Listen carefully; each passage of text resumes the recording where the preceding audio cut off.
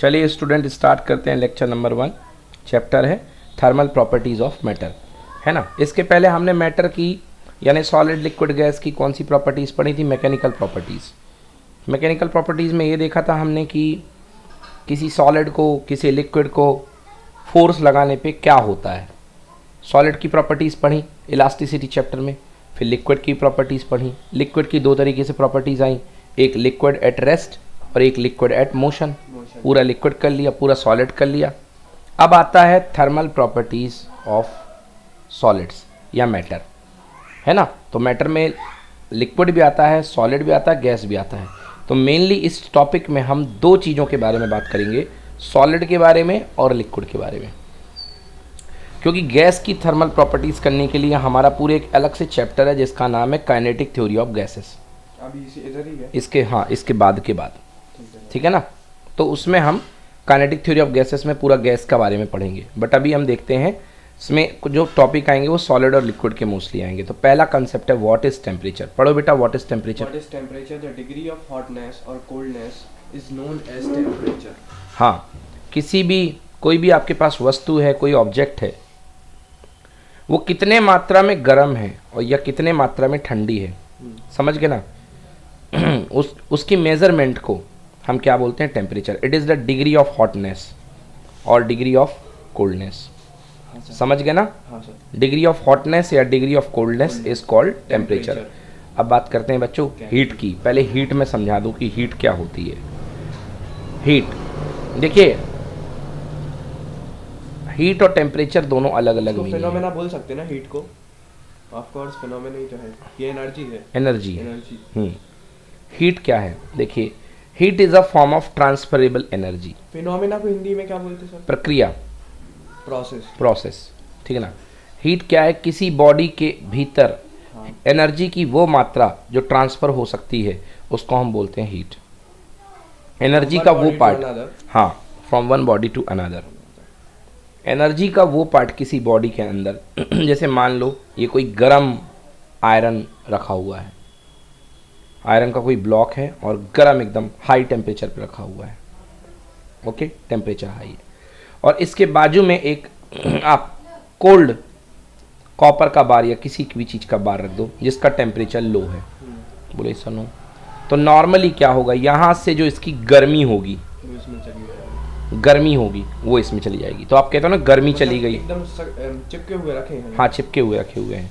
तो इसमें से इसकी हीट चली जाएगी, समझ गए ना। और हीट थोड़ी देर तक जाएगी, कब तक जाएगी? जब तक दोनों के टेम्परेचर इक्वल ना हो जाए। तो टेम्परेचर डिफरेंस की वजह से एनर्जी का जो पार्ट ट्रेवल करता है उस पार्ट को हम क्या बोलते हैं? हीट। समझ में आया? टेम्परेचर डिफरेंस की वजह से एनर्जी का जो पार्ट ट्रेवल करता है उस पार्ट को हम क्या बोलते हैं? हीट। क्लियर हुआ? So heat is the form of energy which can travel between the two bodies in account of difference of temperature. समझ गए ना? हाँ, टेम्परेचर डिफरेंस के होने की वजह से, जबकि वहाँ पे टेम्परेचर होता है, एक का कम होगा, ट्रांसफर होगी हीट। समझ गए ना? Heat the form of transferable energy. Clear? अब हीट की एसआई यूनिट देख लीजिए भाई। हीट की एसआई यूनिट जो होती है, हीट की एसआई यूनिट है जूल और सीजीएस यूनिट है कैलोरी। ठीक है ना। तो 1 कैलोरी क्या होती है? 1 ग्राम पानी है आपके पास, एक चम्मच ले लिया, स्पून, उस स्पून में आपके पास कितना पानी है? 1 ग्राम। कितना पानी है भाई? 1 ग्राम वाटर है। और इस 1 ग्राम वाटर का जो टेम्परेचर है वो है 14.5 डिग्री सेंटीग्रेड। कितना है? 14.5। इसको 1 डिग्री सेंटीग्रेड से बढ़ाने के लिए 14.5 से लेके 15.5 डिग्री सेंटीग्रेड बढ़ाने के लिए जिस गर्मी की ज़रूरत पड़ेगी, लेनी पड़ेगी ना। टेम्परेचर 1 डिग्री से बढ़ रहा है, उस गर्मी को बोलोगे 1 कैलोरी। क्या बोलोगे?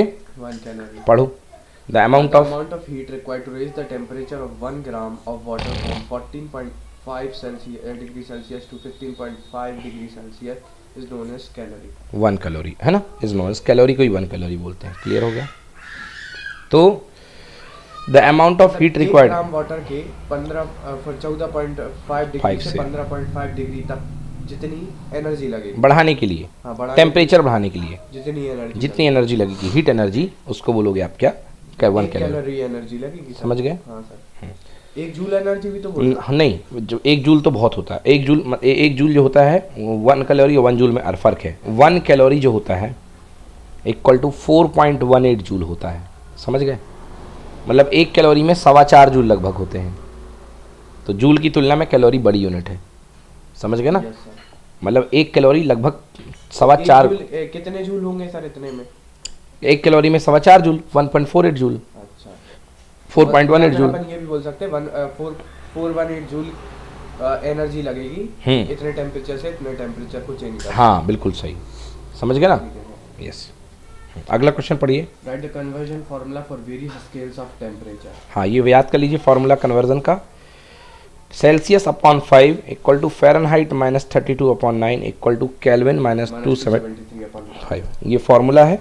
मतलब जब भी फ़ारेनहाइट से सेल्सियस में करना तो 5 से डिवाइड कर देंगे। हाँ, और एक मिनट, जब भी फ़ारेनहाइट से सेल्सियस में करना तो इनटू 5 करेंगे। नहीं, तो उस समय आपको 2 रिलेशन यूज़ करनी पड़ेगी, जैसे ये और ये। जैसे आपसे पूछा गया कि 100 डिग्री सेंटीग्रेड में कितने फ़ारेनहाइट होते हैं, हाँ। तो ये दोनों को पकड़ लो। तो सेल्सियस में कितना बताया मैंने? 100 अपॉन कितना? 5 इक्वल टू रखोगे f माइनस 32 अपॉन कितना? 9। 5 से काटो बेटा, 20 बार चला गया। हाँ। और 20 गुणे 9 कितना हो गया? 180, 180। So 180 equal to 180 plus 32 equal to कितना? f बोलो इस। तो फ़ारेनहाइट टेम्परेचर कितना आ गया बेटा?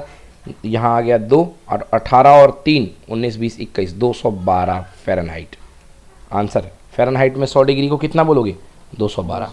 समझ में आया कि नहीं आया? और केल्विन में करना तो फ़ारेनहाइट और केल्विन को ले लेंगे। फ़ारेनहाइट केल्विन या डिग्री था आपके पास, तो डिग्री केल्विन को ले लो। और अगर अपन को सर वो सेल्सियस और केल्विन में तो सेल्सियस और केल्विन। हाँ, सेल्सियस केल्विन ले लो। ठीक है ना? हाँ सर। चलिए नेक्स्ट अगला क्वेश्चन पढ़िए। Absolute temperature, right its actual value. Absolute temperature क्या होता है? पढ़िए। The temperature at which volume and pressure of gas become zero is known as absolute temperature. The actual value of this temperature is minus 273.15 degree Celsius. हाँ, तो वो temperature जिस पर volume हो या गैस का चाहे प्रेशर हो, अगर ज़ीरो हो जाता है तो उस टेम्परेचर को हम बोलते हैं एब्सोल्यूट टेम्परेचर। इस टेम्परेचर पर ये जो लिखा हुआ है बेटा माइनस 273.15 डिग्री सेंटीग्रेड, समझ गए ना? इसी को हम लोग बोलते हैं जीरो केल्विन। क्या बोलते हैं? जीरो। मतलब टेम्परेचर जो एब्सोल्यूट टेम्परेचर स्केल है उसकी शुरुआत ही यहाँ से हुई है। तो इस पॉइंट पर प्रेशर भी जीरो होता है, इस पॉइंट पर वॉल्यूम भी जीरो होता है। ठीक, चलिए नेक्स्ट अगला क्वेश्चन पढ़िए। Why why are the telephone lines are kept little loose? In winter, that when the temperature is low, they contact. If there is no say wire may break due to contraction. हाँ, तो थोड़ा सा जो tower से, हाँ ठंड के समय में थोड़ा सा इनको लूज रखा जाता है। गर्मी में तो चलो ठीक है और लूज हो जाएगा, तो गर्मी में कोई दिक्कत नहीं है। बट ठंड के समय में क्या होते हैं? ये खिंच जाते हैं। क्या हो जाते हैं? खिंच जाते हैं। तो टूट, कॉन्ट्रैक्शन होता है ना भाई। ठंड में, गर्मी में एक्सपेंशन होता है, अकड़ जाते हैं, वही कॉन्ट्रैक्शन। समझ गए ना? तो उसकी वजह से टूट जाते हैं। क्लियर? ठीक है ना? इफ देयर इज नो से मतलब गैप, लूजनेस। ठीक ना? नेक्स्ट पढ़ो। Right the freezing point and boiling point of pure water in absolute term, absolute temperature scale. हाँ, टेम्परेचर स्केल मतलब kelvin scale, absolute temperature scale मतलब केल्विन स्केल। तो बेटा पानी का फ्रीजिंग पॉइंट कितना होता है? 0 डिग्री सेंटीग्रेड। 0 डिग्री सेंटीग्रेड को एब्सोल्यूट टेम्परेचर स्केल में कितना लिखते हैं? 273 केल्विन बोलते हैं कि नहीं बोलते हैं? है ना? और बॉइलिंग 100 होता है, 100 जोड़ दो कितना क्या आएगा? 373। क्लियर? फ्रीजिंग पॉइंट 273 और boiling point 373। Next question. The burn caused by steam at 100 degrees Celsius is more severe than that of the boiling water at the same temperature. Why? हाँ, 100 डिग्री सेंटीग्रेड पर भाप से जला हुआ व्यक्ति, भाप से जलना 100 डिग्री सेंटीग्रेड के पानी से जलने से ज़्यादा दर्दनाक होता है। क्यों? बेटा अभी मैं जब आपको स्टीम का ग्राफ पढ़ाऊँगा, कर्व पढ़ाऊँगा, तो आपको मैं बताऊँगा, देखिएगा हीट में तो ये हीट हो रही होती है। ये क्या होती है? हीट। यहाँ पर 100 डिग्री सेंटीग्रेड का वाटर रहेगा, यहाँ पर इस पॉइंट पे उसकी हीट इतनी रहेगी। समझ गए? और 100 डिग्री सेंटीग्रेड के वाटर से हीट एक्सेस, और यहाँ पर रहेगा आपका 100 डिग्री सेंटीग्रेड की स्टीम। क्या रहेगी? 100 डिग्री सेंटीग्रेड की स्टीम। समझ गए ना? तो देखो स्टीम का जो हीट कंटेंट है वो ज़्यादा है और वाटर का हीट कंटेंट क्या है? कम है। समझ में आया ना भाई? टेम्परेचर सेम है, 100 डिग्री का पानी, 100 डिग्री की स्टीम, बट पानी से स्टीम बदलने में कुछ ना कुछ हीट तो इसने और ज़्यादा खा ली ना। हाँ सर। तो जब ये जलाएगा तो ज़्यादा खतरनाक कौन जलाएगा? स्टीम जलाएगी कि पानी जलाएगा? एक बार और बता दो। 100 डिग्री सेंटीग्रेड का पानी, 100 डिग्री सेंटीग्रेड की स्टीम, तो ज़्यादा हाई एनर्जी मोड पे कौन है? पानी है कि स्टीम है? तो जब जलाएगा तो कौन ज़्यादा जलाएगा? स्टीम। हाँ बिल्कुल सही। समझ गए ना? जानते हो यहाँ से यहाँ तक पहुँचने में कितनी हीट खा चुका होता है? 540 कैलोरी पर ग्राम। 540 कैलोरी पर ग्राम, इतनी हीट एक्स्ट्रा खा चुका होता है भाप बनने में। पानी इतनी हीट ले चुका होता है। समझ गए ना?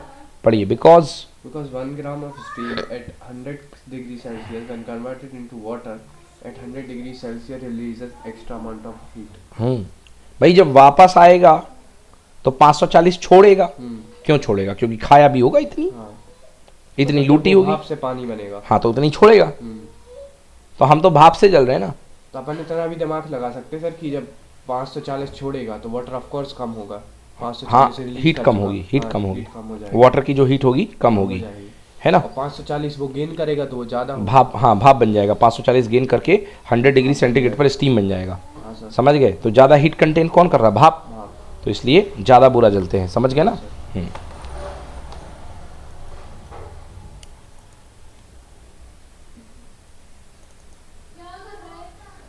चलिए अगला क्वेश्चन, क्वेश्चन नंबर 8 पढ़िए। हाँ कर लो। The climate of coastal areas remains more temperature। Why?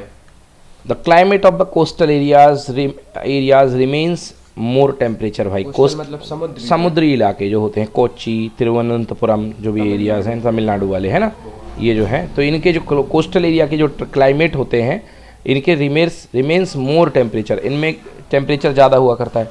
ठंड के समय में भी लोग बहुत ज़्यादा इन जगहों में घूमने जाया करते हैं, आपको पता होना चाहिए, केरल वगैरह, क्योंकि वहाँ ठंड ज़्यादा नहीं पड़ती है।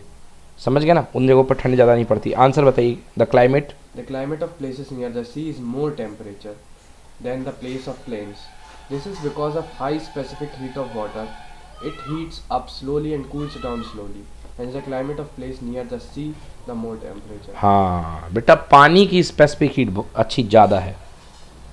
पानी की स्पेसिफिक हीट क्या है? ज़्यादा है। अब स्पेसिफिक हीट का मतलब क्या है पहले ये समझ लो। अभी आया तो नहीं, नहीं नहीं नहीं नहीं, सन से मिलने वाली नहीं है। सन से तो एनर्जी आएगी, बोलो हाँ।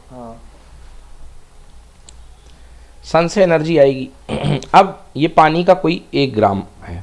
पानी का क्या है? 1 ग्राम।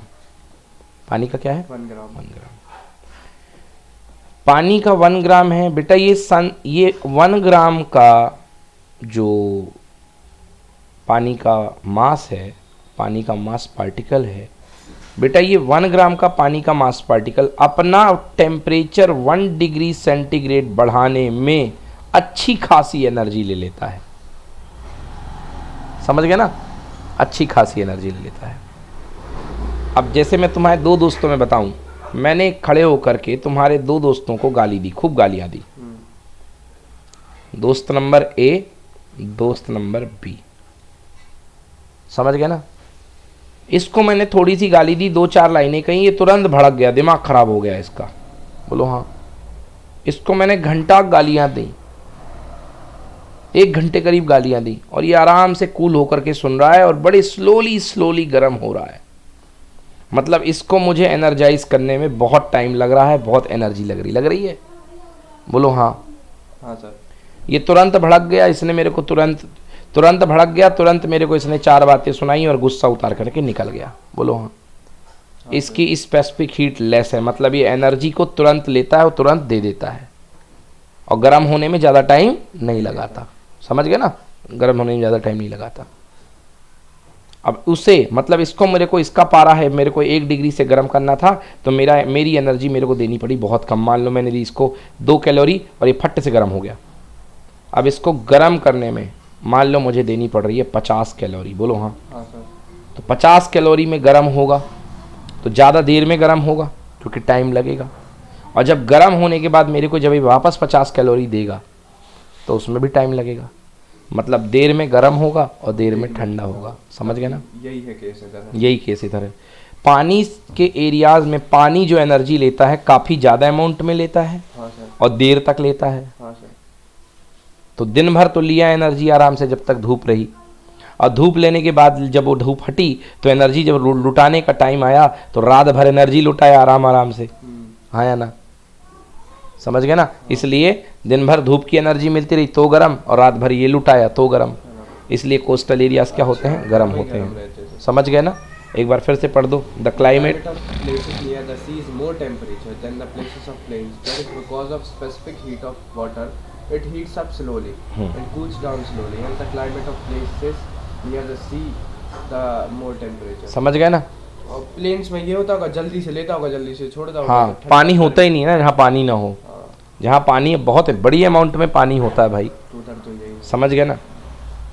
तो heats up slowly and cools down slowly. मतलब जैसे ये बंजारा लेक है सर, इधर से हम निकले दिन हाँ, में भी हमें गर्मी लगती वो बिल्कुल वो इसी का प्रभाव है। और शाम को जाओ तो भी हाँ, गर्म। वो उन्हीं का प्रभाव है। एग्जैक्टली, बिल्कुल सही। तो ये heats up slowly and cools down slowly. भाई लोग पानी की थैली गर्म करके सिकाई करते हैं, क्यों? क्योंकि पानी पहले गर्म होने में टाइम लेता है और गर्म होने के बाद ठंडे होने में टाइम लेता है। ये इसकी स्पेसिफिक हीट का कमाल है। समझ गए ना? ये इसकी स्पेसिफिक हीट का कमाल है। पानी की स्पेसिफिक हीट हाई होती है। समझ गए ना? तो देर में काफ़ी देर तक एनर्जी लेता है और उसके बाद काफ़ी देर तक एनर्जी देता है। मतलब ज़्यादा देर तक हीट लेना, हीट ज़्यादा अमाउंट में लेना। हाँ, ठीक। समझ गए ना? देखो ज़्यादा अमाउंट में हीट लिया ना, ये सेम अमाउंट में गर्म होने के लिए ज़्यादा अमाउंट में लिया हीट। हाँ सर। बहुत देर तक सुनता रहा ये। समझ गए ना? हाँ सर। गुस्सा हो के इसने भी एक सामने वाले को एक इसने चांटा मारा, मगर एक चांटा के लिए इसने काफ़ी देर तक 50 कैलोरी गाली सुनी उसकी, और ये तुरंत रसीद करके चला गया। क्लियर? तो इसका ज़्यादा होगी हीट कैपेसिटी। तो समझ? वो प्लेन है सर। हाँ, ये प्लेन हो गया, कोस्टल हो गया आपकी भाषा में। ठीक है ना? क्लियर? समझ में आ गया? हाँ सर। अब बात करते हैं नेक्स्ट है, what do you mean by latent heat. Latent heat क्या है? लेटेंट हीट मतलब ऐसी हीट जो दिखती नहीं है। लेटेंट हीट मतलब ऐसी हीट जो दिखती नहीं है। समझ गए ना? आपके पास मान लो कोई मास है, ये सॉलिड है। क्या है ये? सॉलिड है। 1 ग्राम। कितने ग्राम? 1 ग्राम। 1 ग्राम सॉलिड 1 ग्राम लिक्विड में बदले, या 1 ग्राम लिक्विड 1 ग्राम वेपर में बदले। समझ गए ना? इस समय जो हीट इन्वॉल्व होगी, वो हीट जब इन्वॉल्व होती है तो आपको टेम्परेचर नहीं बढ़ेगा। जैसे सॉलिड मतलब 100 ग्राम आइस, 100 ग्राम आइस, या आपके पास 0 डिग्री सेंटीग्रेड पर आइस होती है। 0 डिग्री सेंटीग्रेड को जब आप गर्म करोगे तो जो आपके पास लिक्विड बनेगा वो 0 डिग्री सेंटीग्रेड का लिक्विड बनेगा। समझ में आया? बट फ़र्क क्या था? ये आइस था और ये लिक्विड है। ये आइस था, ये लिक्विड है। टेम्परेचर चेंज हुआ कि नहीं हुआ? नहीं हुआ। 0 डिग्री सेंटीग्रेड से 0 डिग्री सेंटीग्रेड ही है। तो यहाँ पर जो हीट इन्वॉल्व हुई है उसको बोलेंगे latent heat of fusion. Latent heat of पिघलना। समझ गए ना? फिर आपके पास मान लो 100 डिग्री सेंटीग्रेड का पानी है, वही जो अभी पिछला एग्जांपल आया था, और 100 डिग्री सेंटीग्रेड के पानी से 100 डिग्री सेंटीग्रेड के क्या बनती है? भाप। तो यहाँ पर जो आप हीट दोगे उसको बोलोगे लेटेंट हीट ऑफ वेपराइजेशन। क्या बोलोगे? Latent heat of vaporisation. समझ में आया? So this will be latent heat of vaporisation. Clear? तो इस हीट को अपन बोलते हैं लेटेंट हीट ऑफ वेपराइजेशन। तो ये जो हीट इस टाइप की हीट होती है उनको हम बोलते हैं लेटेंट हीट। कहाँ पे काम में आती हैं? स्टेट चेंज में।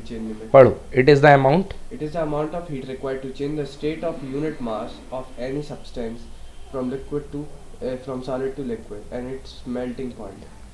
समझ में आया? ये लेटेंट हीट ऑफ मेल्टिंग बोली अपन ने, तो ये वाला केस बता रहा है। सॉलिड टू लिक्विड में किसी के यूनिट मास, मैंने 1 ग्राम ही तो लिया। यूनिट मास का मतलब क्या होता है? 1 ग्राम।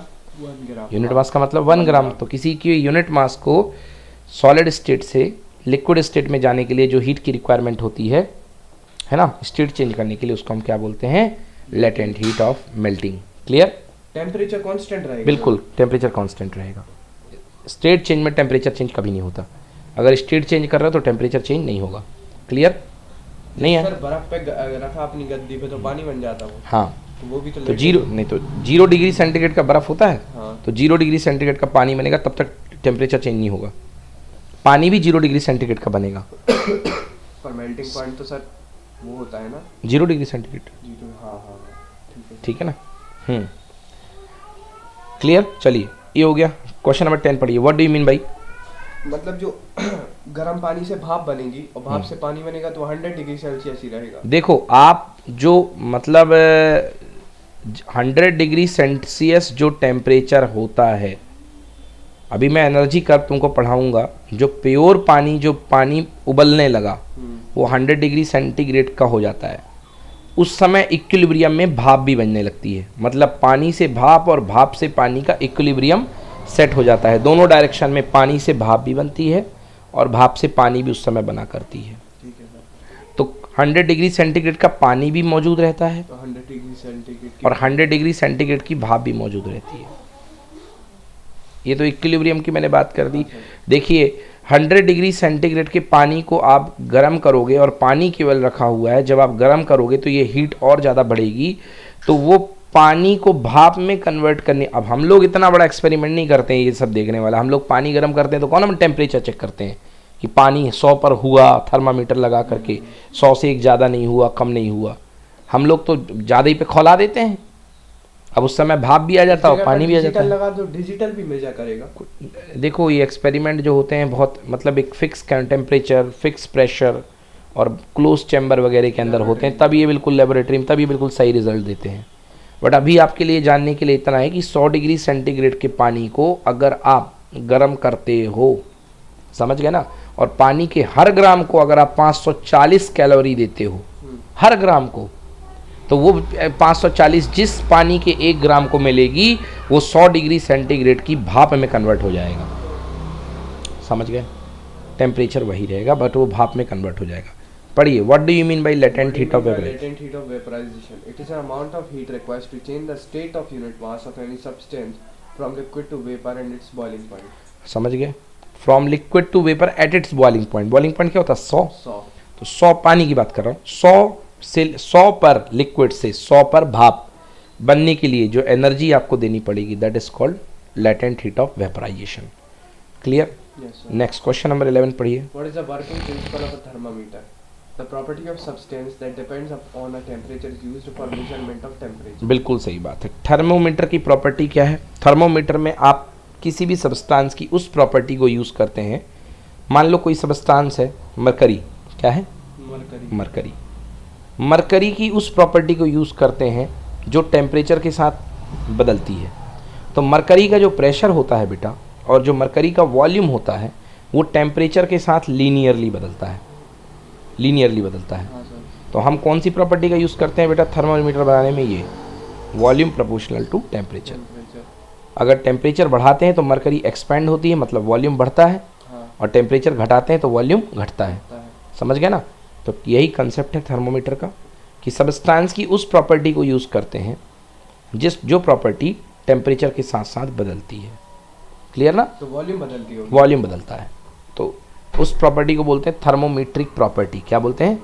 थर्मोमेट्रिक ऐसी प्रॉपर्टी जो प्रॉपर्टी। टेम्परेचर के साथ बदलती है। हाँ, और लीनियरली बदले, मतलब पावर 1 से। Yes, sir. जैसे तुम चलो वैसे हम चलें। Yes, sir. पावर 1 का मतलब जैसे तुम चलो वैसे हम चलें। हाँ, सेम रेट में। हाँ. क्वेश्चन नंबर 12 पढ़ो। Y? Why gas thermometers are more sensitive than liquid thermometers? हाँ, देखो कई तरीके के थर्मोमीटर होते हैं। अब अभी तो नहीं पढ़ेंगे कितने टाइप के होते हैं, बट यहाँ पे जान लो कि 2 तरीके के थर्मोमीटर की बात की गई है, गैस थर्मोमीटर और liquid thermometer. Gas thermometer liquid thermometer से ज़्यादा सेंसिटिव होते हैं। क्यों? पढ़ो। The expansion The expansion of gas is large and uniform as compared to that of liquid. For the same range of temperature, so they are more sensitive. जो gas का expansion होता है बेटा वो ज़्यादा सेंसिटिव होता है। हाँ. अब इस बात को मतलब समझो, जैसे मान लो इस बाउल के अंदर गैस भरी हुई है, जैसे तुमने गैस को एनर्जी दी थोड़ी सी, ये एनर्जी फटाक से इस मॉलिक्यूल को, गैस के मॉलिक्यूल को एनर्जाइज कर देगी खट से। और ये जाके इसको टकराने लगेगा सरफेस से। हाँ, समझ गए ना, मतलब तुरंत प्रेशर का इफेक्ट दिखाएगा। बबलिंग साउंड आते हैं ना सर, और देखो अगर यहाँ पे आप लिक्विड भरा हुआ है तो उसको बहुत समय लगेगा। तो इस पहले लिक्विड खुद गर्म होगा, हाँ, फिर जा करके एनर्जी बढ़ाएगा। हाँ। तो ज़्यादा सेंसिटिव कौन हुआ? ये। यही हुआ। मतलब इसने तो खूब सारी एनर्जी खा ली पहले, हाँ। फिर बताएगा कि इतना टेम्परेचर है। चलो नेक्स्ट अगला क्वेश्चन पढ़िए। The expansion, the metallic disc, a metal disc a metal disc has a hole hole in on it. It. हाँ, Why? What will be the effect on size of hole when it is ये heated? तो बच्चा भी बता ले भाई कि एक मान लो मेटल की डिस्क है, कोई आपने स्टील की कोई प्लेट ले ली है, इसके बीच में आपने होल कर रखा है। अब आप इसको नीचे से आग लगा के गर्म कर रहे हो, तो बताइए ये होल छोटा हो जाएगा, बड़ा हो जाएगा, उतना ही रहेगा? छोटा हो जाएगा। अच्छा, क्यों बेटा? ये बताओ, ये एक्सपेंड नहीं होगी जब इसको जब ये गर्म करोगे, अच्छा, हाँ। एक्सपेंशन नहीं होगा, तो ये लेयर हर तरफ से ये मान लो इतनी बढ़ जाएगी, ये वाली लेयर इतनी बढ़ जाएगी, तो होल भी तो बड़ा हो जाएगा ना? नहीं होगा। होगा। तो आंसर पढ़ो, the The size. size of hole increases on heating. Clear बन जाएगा। हाँ सर। चलिए नेक्स्ट क्वेश्चन पढ़िए 14। The water of upper layer of lake is frozen. The temperature of air which is in contact with it is minus 15 degrees Celsius. What will be the temperature of water? First, which is in contact with the lower point of frozen ice of lake. Second, at the bottom lake. ठीक है। The water of upper layer of a lake is frozen. कोई lake है, झील है ना, कश्मीर की झील है। कश्मीर की झील जो होती है ऊपर से जम गई है। ऊपर से क्या हो गई है? जम गई है। समझ गए ना? जम गई है मतलब इसका जो टेम्परेचर है अपर लेयर का वो 0 डिग्री सेंटीग्रेड या उससे भी कम है। जमी हुई है मतलब फ्रीज हो गई है। Yes, sir. फ्रीजिंग पॉइंट के नीचे होगा temperature. Clear? The temperature of the air which is contact is minus 15 degree centigrade. जो ऊपर जो एयर हवा बह रही है, जो ऊपर हवा बह रही है उसका टेम्परेचर है minus 15 degree Celsius. What would be temperature of water? Number which is contact with the lower part of the frozen ice of the lake. जो नीचे आइस के पानी है उसका टेम्परेचर क्या होगा? Temperature of the water, what would be that which is in contact with the lower part of the, मतलब जो इसके कांटेक्ट में है, मान लो इतनी मोटी आइस है, हाँ या ना? हाँ सर। इसके कांटेक्ट में जो पानी है उसका टेम्परेचर क्या होगा? एक बात। दूसरा, eight the bottom of the lake, मतलब एकदम जो नीचे है पानी उसका टेम्परेचर क्या होगा? क्लियर? देखिए पढ़ो answer. The temperature of air in contact with the lower part of frozen ice of lake be 0 degree Celsius. हाँ, जो इसके कांटेक्ट में है जमा हुआ है वो 0 डिग्री सेल्सियस पे होगा। जो इसके कांटेक्ट पे है वो जो जमा हुआ है वो क्या होगा? 0 डिग्री सेल्सियस पे होगा। ठीक ना? अब ये जानिए कि जो नीचे का पानी होता है, नीचे का पानी जो हुआ करता है उसका टेम्परेचर ऊपर के पानी से ज़्यादा होता है, तो मछलियाँ वहीं पर जाके ज़िंदा रहती हैं, नहीं तो मर जाएं। तो वहाँ का पानी जो हुआ करता है वो होता है 4 डिग्री सेल्सियस। तो the temperature at the bottom of the lake be at 4 degree centigrade. ठीक है ना? ऊपर का पानी ठंडा रहता है और नीचे का पानी गर्म रहता है कंपेरेटिवली। ठीक है, नेक्स्ट अगला क्वेश्चन पढ़िए। हॉट, वही मैंने बताया, पानी की थैली इस्तेमाल करते हैं। बताओ भाई पानी की थैली क्यों इस्तेमाल करते हैं? क्योंकि वाटर की स्पेसिफिक हीट क्या होती है? हाँ, वही स्पेसिफिक हीट लार्ज है, बहुत ज्यादा समय लेती है। पढ़ो, उसके बाद ठंडे होने में टाइम लेती है। क्वेश्चन पढ़ो। Hot water bottles are used for fermentation of patient. Fermentation, सिकाई करने। सिकाई के लिए। चलो। Why? The specific heat of water is very large and can retain heat for a longer time. It cools slowly and releases more heat that gives more warmth to patient. समझ में आ गया? तो ऐसे ही सर ठंडक में भी रहती है। हाँ, इट्स कूल स्लोली ठंडा होता है एंड रिलीज मोर हीट। नहीं, जब अपन जैसे बुखार चढ़ा रहते तो ठंडी पट्टी डालते ना, हाँ, उसमें भी ये कि जितना वो ठंडी होने में एनर्जी लेता होगा, नहीं गर्म होने में टाइम लेता है। ये बोलो, गर्म होने में टाइम लेगा ना? हाँ। ठंडा है तो गर्म होने में टाइम लेगा। हाँ भाई। है ना?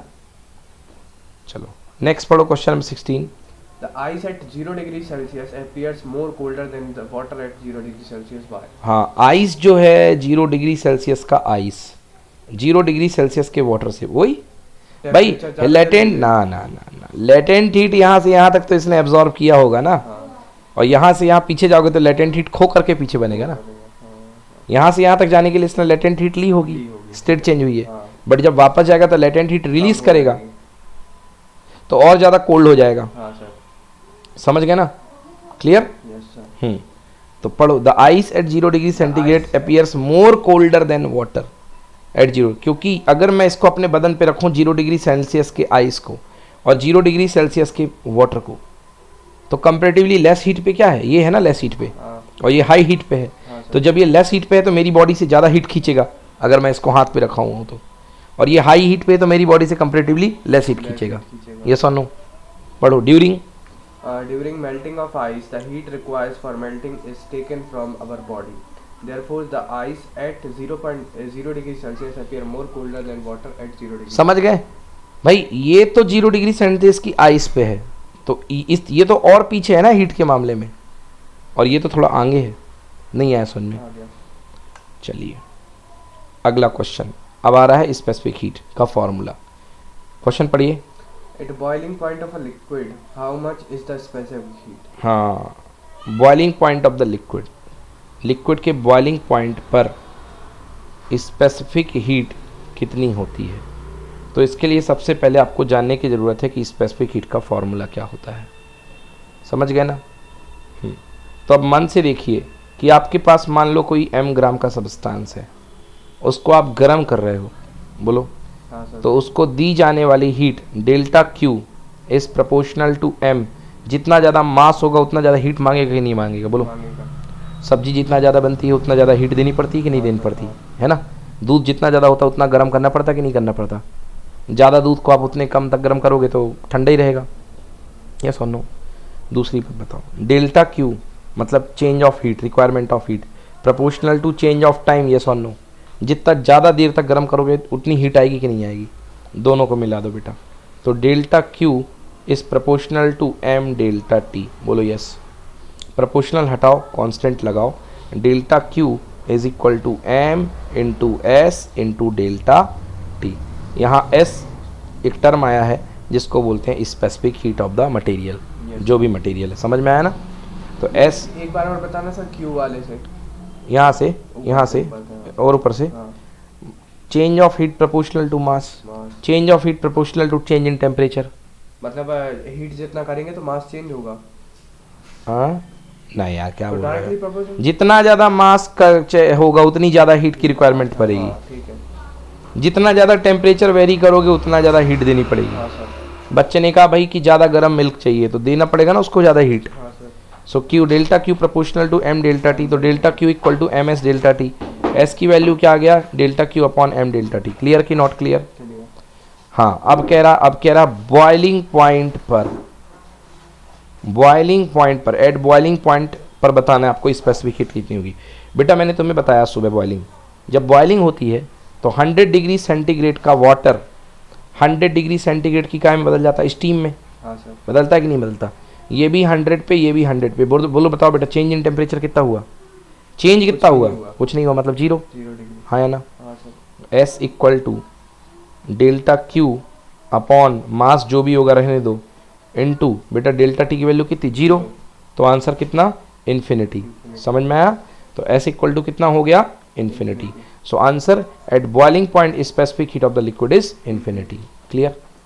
बन जाएगा, कोई दिक्कत?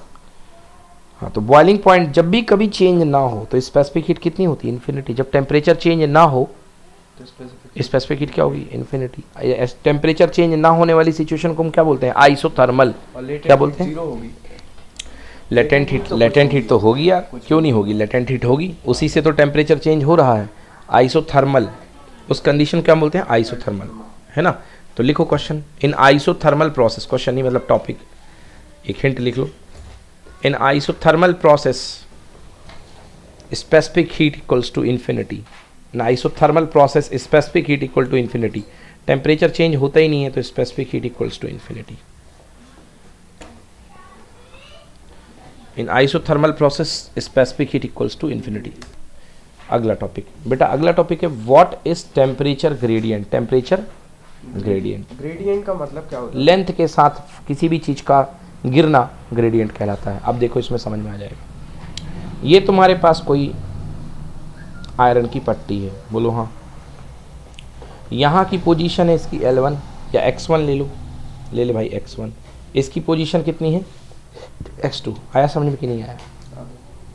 x1 से लेके x2 तक का गैप हम लिखेंगे x2 माइनस x1, जिसको हम फिजिक्स में बोलते हैं डेल्टा x। बोलो हाँ, नहीं बोलते? Yes sir.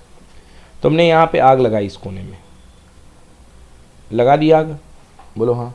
अब ये गर्म होना शुरू हुआ, हुआ गरम, गरम होएगा होएगा होएगा होएगा होएगा, होता जाएगा होता जाएगा होता जाएगा।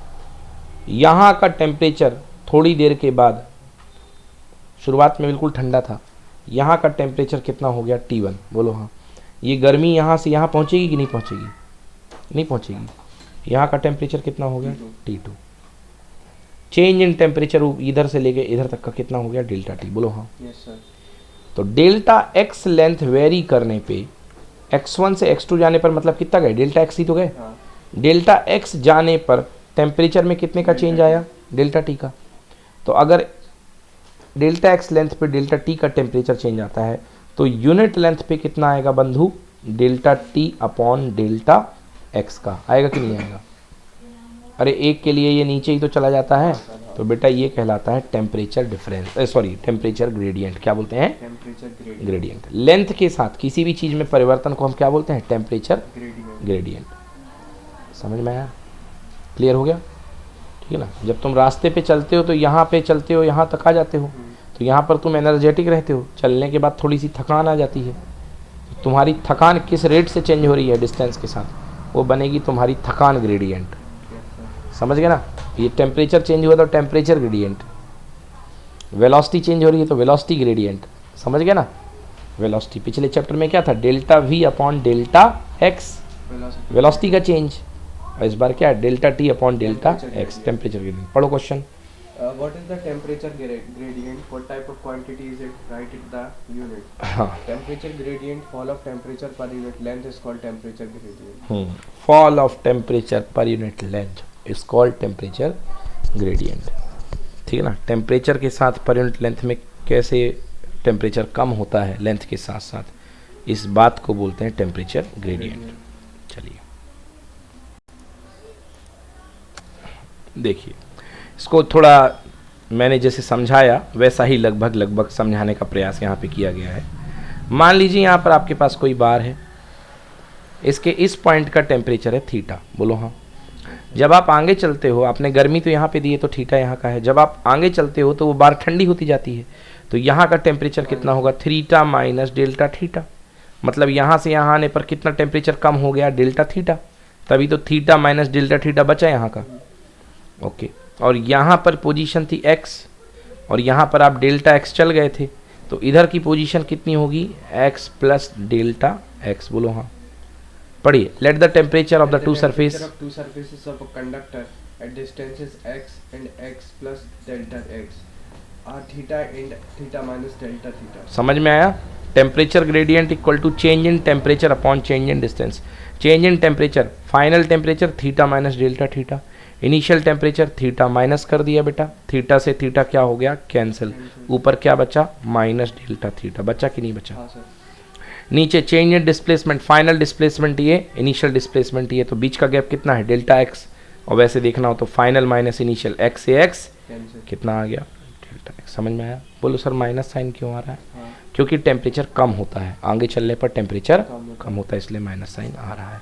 पढ़ो negative sign. Negative sign shows that the distance increases, the temperature decreases. बस। Temperature gradient is a vector quantity. Hmm. Its unit is degree Celsius into meter. बिल्कुल सही बात है भाई। थीटा चेंज इन टेम्परेचर, ऊपर टेम्परेचर है degree Celsius per metre बेटा, Per meter. Per metre. समझ में आ गया ना? कोई दिक्कत? No, sir.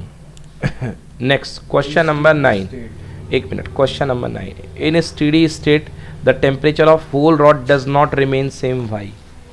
भाई स्टेडी स्टेट का मतलब क्या होता है? स्टेडी स्टेट का मतलब ये होता है, स्टेडी स्टेट का मतलब ये होता है जैसे कोई रॉड है, स्टेडी स्टेट का मतलब ये होता है शुरुआत में जब तुम गर्म करते हो तो यहाँ का टेम्परेचर एकदम हाई रहता है, मतलब यहाँ पे तुमने आग लगाई, बोलो हाँ, हाँ।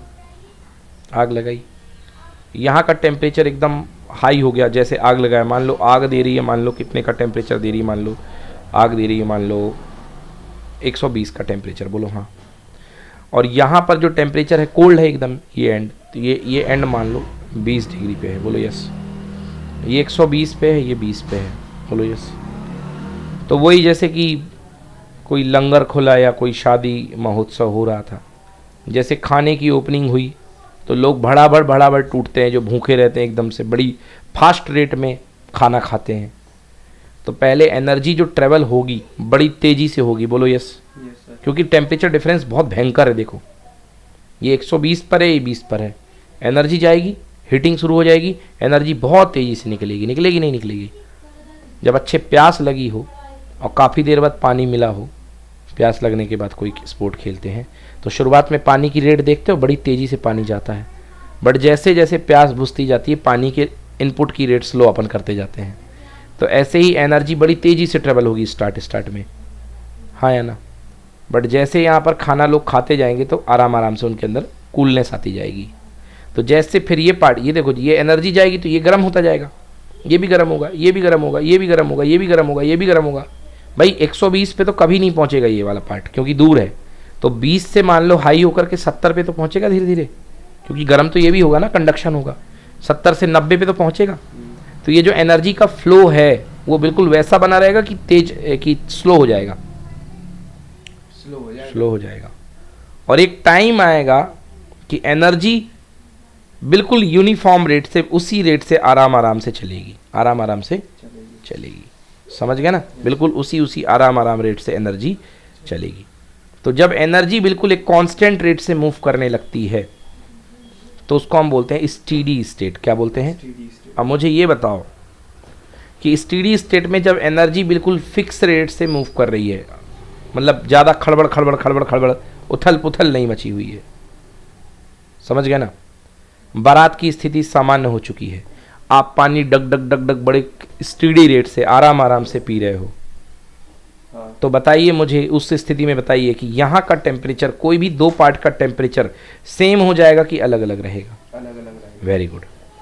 क्योंकि सेम हो जाता तो एनर्जी जाती ही नहीं। रूल है कि एनर्जी तभी जाएगी जब चेंज होगा टेम्परेचर में।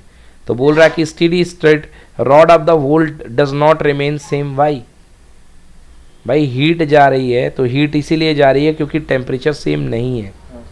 पढ़ो answer. In steady state, in steady state the temperature of a whole rod does not remain constant because the rod has some thermal resistance. Thermal resistance मतलब पूरी हीट को नहीं, कि ये बोले यहाँ से जितनी हीट है पूरी की पूरी हीट यहाँ नहीं पहुँचाई जाती है, थोड़ी सी हीट बर्बाद भी होती है, थोड़ी सी हीट बर्बाद भी होती है। Some thermal resistance, the temperature of the rod decreases from hotter end to the colder and.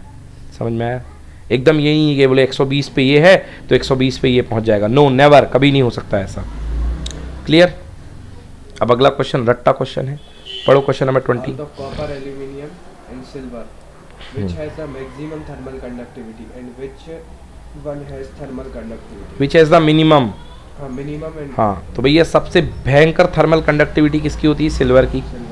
और थर्मल कॉपर एल्यूमिनियम में सबसे अच्छा सिल्वर, सिल्वर के बाद कॉपर, कॉपर के बाद एल्यूमिनियम। तो मिनिमम थर्मल कंडक्टिविटी किसकी होती है? एल्यूमिनियम की, मिनिमम एल्यूमिनियम की। समझ में आया?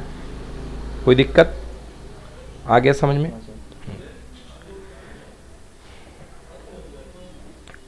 अब देखो बेटा, पर second temperature difference between face.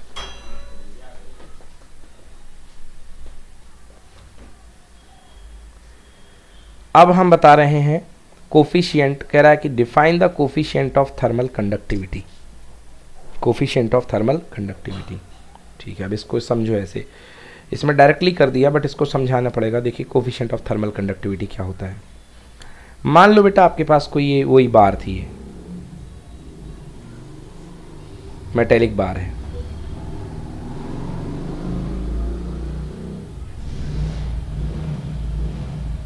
दिख गया मेटेलिक बार। आपने इसको गर्म किया, आपने इसको गर्म किया, आपने इसको गर्म करने के लिए कितनी हीट दी? मान लो जो हीट दी आपने वो थी डेल्टा क्यू। कितनी हीट दी? Delta Q. समझ गए? डेल्टा क्यू हीट दी आपने। तो डेल्टा क्यू हीट जो आप दे रहे हो दैट इज प्रोपोर्शनल टू इसकी ओरिजिनल लेंथ एल। समझ गए ना। Yes sir. इसकी जो ओरिजिनल लेंथ है एल, लेंथ के प्रोपोर्शनल है, जितनी लंबी लेंथ होगी उतना ज़्यादा आपको हीट देनी पड़ेगी, Yes sir. ठीक है। Delta Q proportional to L,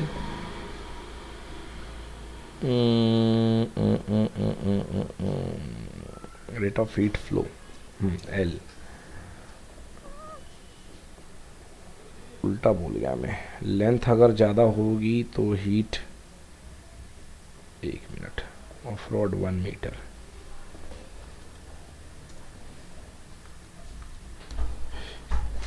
देखिए इसको समझने के लिए हमारे पास एक बड़ा क्वेश्चन है 4 मार्क्स का, उसको हम समझते हैं, वो बहुत इंपॉर्टेंट भी है वो क्वेश्चन, तो उससे हम देखेंगे तो हमको ज़्यादा बेटर क्लियर होगा। मैं उस क्वेश्चन पे आपको ले चलता हूँ, ये है वो क्वेश्चन, अब इससे आपको बिल्कुल क्लियर हो जाएगा। ये देखिए, कोफिशिएंट ऑफ थर्मल कंडक्टिविटी आपको निकालना है, वो यहाँ से बेटर क्लियर होगा एकदम। क्वेश्चन है, on what factor does the conduction of heat in steady state depend, establish the formula. ठीक है, ये आपके पास कोई कंडक्टर है, इसका कंडक्टर का ये वाला एरिया ए है, ये वाला एरिया भी कितना है, ए है। यहाँ पर आपने गर्म किया, इधर पे सपोज टेम्परेचर है θ1 और इधर पे टेम्परेचर है θ2, दोनों एंड के बीच की डिस्टेंस कितनी है, d है। अब ये हीट फ्लो होना शुरू हो रही है, Q, Q क्या है, हीट फ्लो। तो factors affecting the conduction in heat through a rod in steady state, let in a steady state the amount of heat flows through a rod length d, temperature difference θ1 minus θ2 is Q। मान लिया heat की amount Q है, तो number 1 जो heat flow होगी वो area के proportional होगी, मतलब जितना ज़्यादा आप एरिया दोगे उतनी ज़्यादा हीट फ्लो होगी। समझ गए ना। जब आप चेहरे में हाथ लगाते हो गर्मी के समय में, ठंड के समय में, तो पूरा हाथ लगा लेते हो कि उसकी गर्मी लगे आपको, क्योंकि एरिया ज़्यादा होगा। समझ गए ना। अब आप ऐसा अंदर कर दो, इससे थोड़ा ना कुछ होगा, लेंथ से कोई मतलब नहीं है, तो एरिया क्लियर हुआ। Then heat flow is proportional to Q1 minus θ1 minus θ2, मतलब जितना डिफरेंस ज़्यादा होगा उतनी भीड़ जोरदार तरीके से हीट घुसेगी। यस और नो। तीसरा, heat flow is proportional to time of heating, मतलब Q proportional to T, Q proportional to T। Clear हुआ। ये जहाँ जहाँ Q है मैं डेल्टा Q लेता हूँ, है ना, इन लोगों ने Q ले लिया है। एंड सेकेंड बेटा, जितना डिस्टेंस D होगी, D जितनी ज़्यादा होगी, समझ गए ना, तो it is inversely proportional to the distance between the two faces. Distance जितनी ज़्यादा होगी हीट उतनी कम जाएगी। एरिया ज़्यादा होने से हीट ज़्यादा जाती है और डिस्टेंस ज़्यादा होने से हीट कम जाती है। समझ में आया। तो Q is inversely proportional to D। बेटा देखो सबको मिला दो, A θ1 माइनस θ2 T और 1/d सबको मिला दिया, क्या बन गया बेटा, ऐसा आ गया Q प्रोपोर्शनल टू। प्रोपोर्शनल हटेगा, यहाँ पे एक कांस्टेंट आएगा। ये जो कांस्टेंट होता है इसको हम बोलते हैं क्या, coefficient of thermal conductivity of the rod. समझ गए ना। और thermal conductivity of the rod, तो इसको बोलते हैं हम कोफिशिएंट ऑफ थर्मल कंडक्टिविटी। बन जाएगा।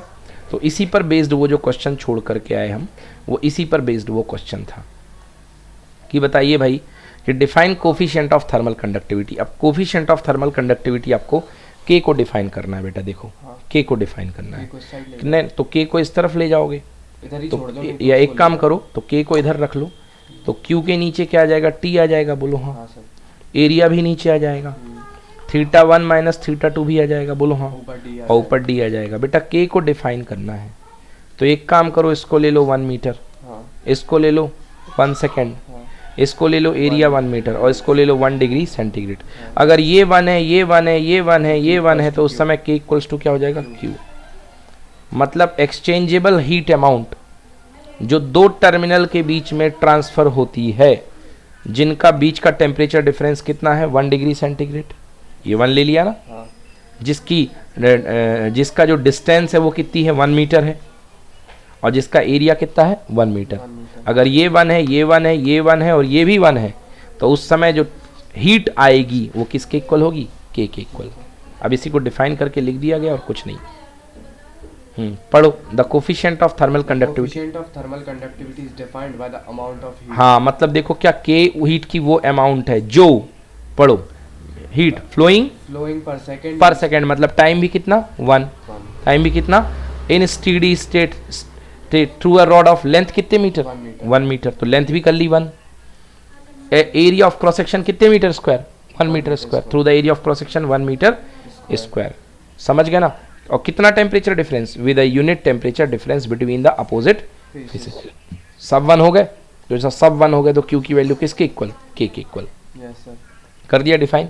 अगला पढ़ो। और द क्वांटिटी और the quantity of heat flowing per second through a unit cube having unit temperature difference between opposite faces during steady. समझ में आया? यूनिट क्यूब का मतलब क्या होता है? क्यूब में दो फेसेस के बीच की लेंथ कितनी होगी? 1 मीटर ही तो होगी। Yes sir. नहीं होगी, 1 मीटर का क्यूब है तो दो फेस के बीच की दूरी कितनी होगी? 1 मीटर। तो इसलिए इसको बोलते हैं coefficient of thermal conductivity. Done. तो ज़्यादा लोड नहीं लेना, ये फॉर्मूला जो बना है वो इससे बना माय डियर, इससे बना है। समझ में आया? कोई दिक्कत? अब अगले में के की यूनिट पूछ ली गई है तो बना ले यार, के की यूनिट यहीं से लो, बनाता हूँ उधर। क्यू मतलब क्या? कैलोरी। क्यू मतलब कैलोरी, ये जूल है। समझ गया ना? कैलोरी आ गया ऊपर, ऊपर फिर क्या है? मीटर, यहाँ है मीटर स्क्वायर, तो ऊपर कैलोरी। आई थिंक कैलोरी ये तो सब सेंटीमीटर में रखेगा सी, है ना? रुक जाओ।